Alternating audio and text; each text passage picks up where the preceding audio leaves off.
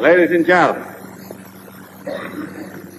I want you to realize, speech in my life. I don't mean by that I got any money for anything I said. I've on several occasions had the particular honor of being invited to make some speeches that I was supposed to get some kind of an honorarium for. I started to say moratorium.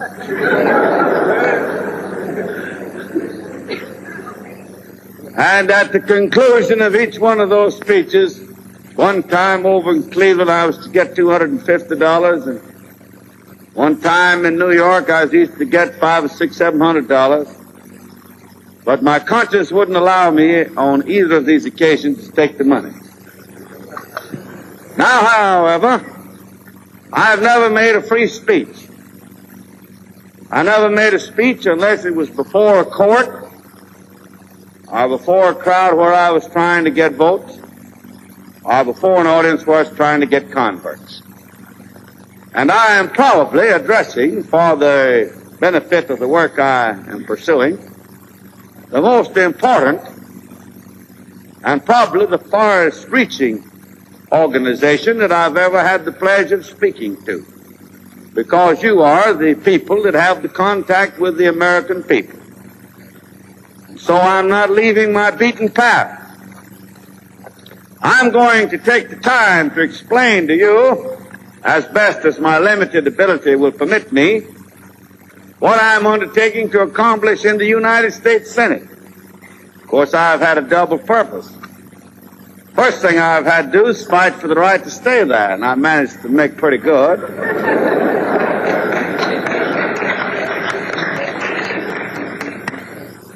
But if you'll permit me to backtrack, that's been my lot in every position I've ever held.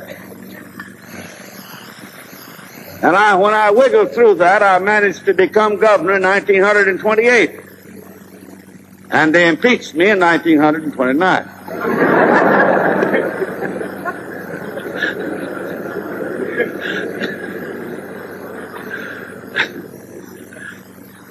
And in 1930, I was the National Democratic Committeeman. And they moved to unseat me that same year. And as you probably know, they pursued me to eliminate me from the United States Senate for a couple of years after that time. Our United States government, under the auspices of Woodrow Wilson, then the president, undertook to find out what was the trouble in America with the people generally. They appointed an Industrial Relations Commission headed by Frank P. Walsh of Kansas City, Missouri. They made an intensive study, and at the conclusion of that study, they reported that the chief cause and the chief trouble with America was that a small percent of the people owned a large percent of the wealth. Now, you'll find that in the report of 1916 published by Congress.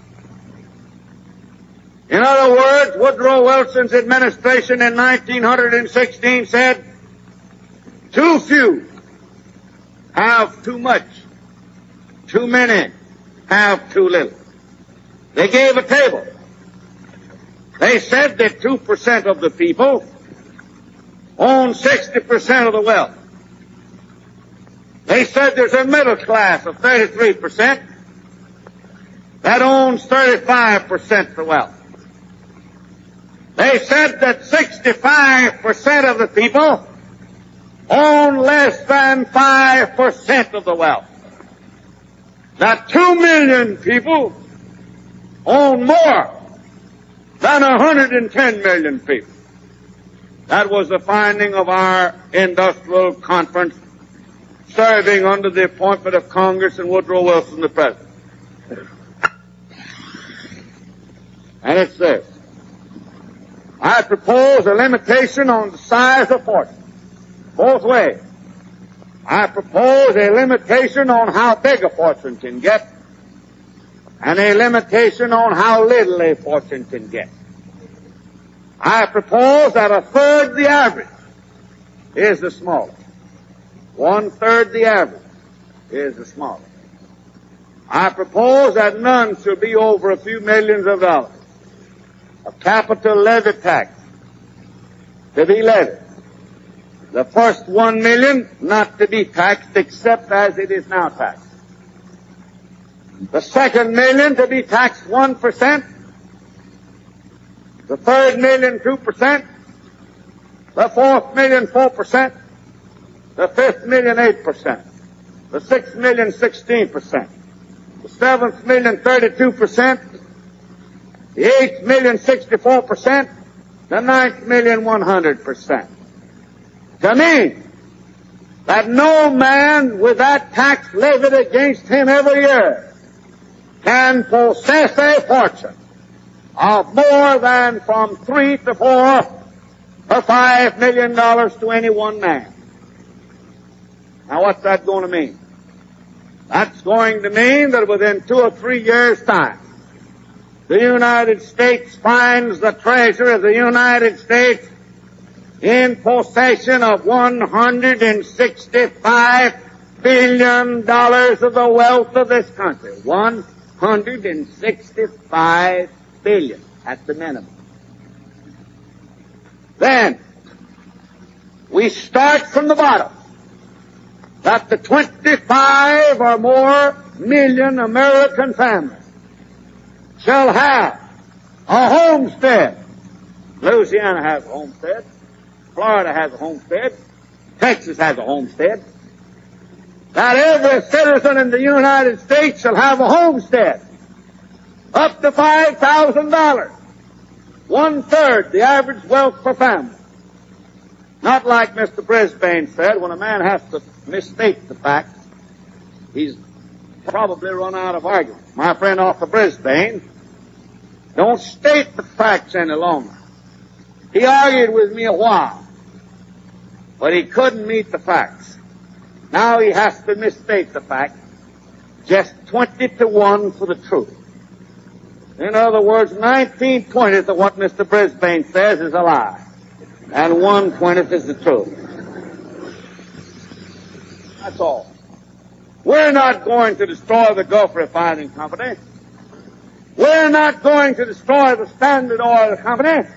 But we're going to say that the limit of any one man's stock ownership in the Standard Oil Company is from $3 to $5 million to that individual, and that the balance of the people of America own the balance of what the Standard Oil Company is worth. All right.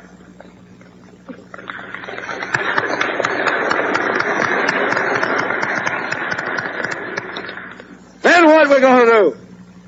We're going to guarantee, if our plan succeeds, and it is, don't fool yourself, it's going to win this country. It's going to win this country. Not 1940.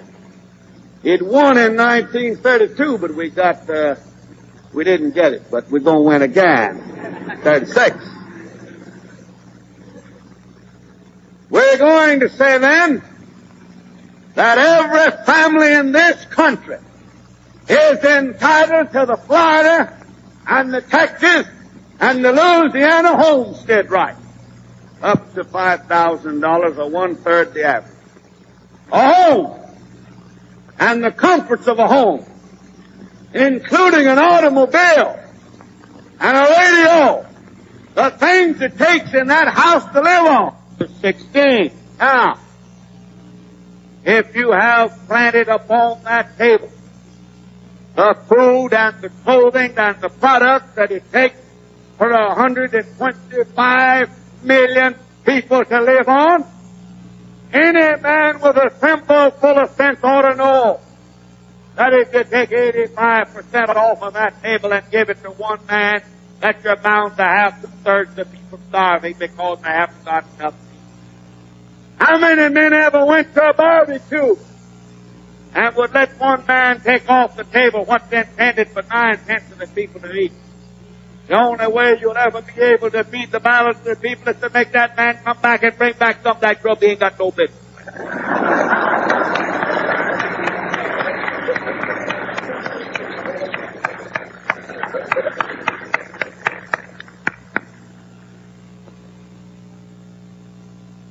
Now we've got a barbecue. We have been praying to the Almighty to send us to a feast. We have knelt on our knees morning and night time. Thy kingdom come. Thy will be done on earth as it is in heaven. We have asked the Almighty to fulfill that prayer of the Scripture, that He would smile on the field, give us rain in due season, and cause our fields to yield the abundance necessary for life. And that prayer has been answered. There has been yielded too much to eat, too much to wear, everything to live in.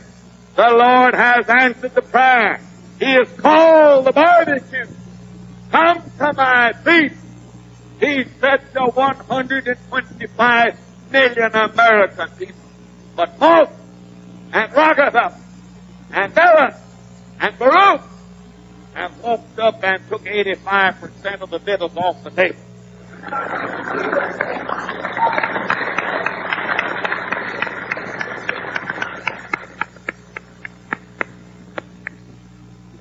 Now, how are you going to feed the balance of the people? What's Morgan and Baruch and Rockefeller and Dillon going to do with all that trouble? They can't eat it. They can't wear the clothes. They can't live in the house. Give them a yacht. Give them a palace. Send them to Reno and give them a new wife. That's what they want.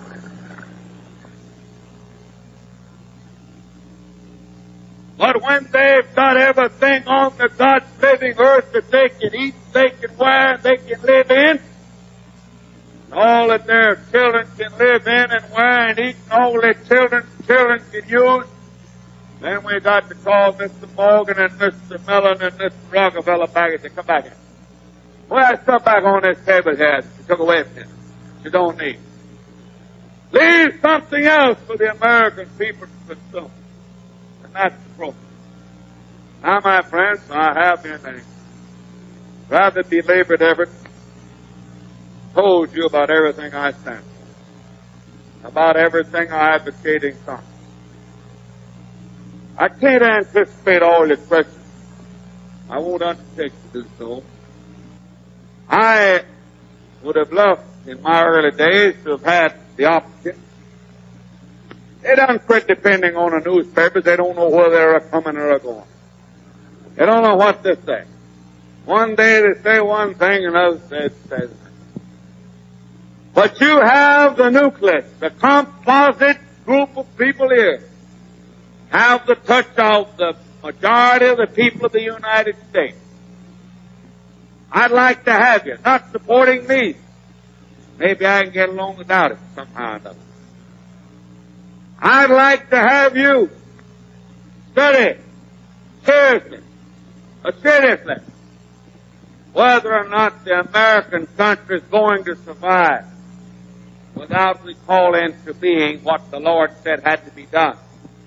Whether or not an inequality, starvation among plenty, a nakedness in the land of too much, a homelessness amidst palaces, a luxury on the one hand, a pestilence on the other. Whether or not we ought not to forget these big pictures and let the people of America understand that whether you've got an NRA or a JRA or a PWA or a GIN or a JUGR, what?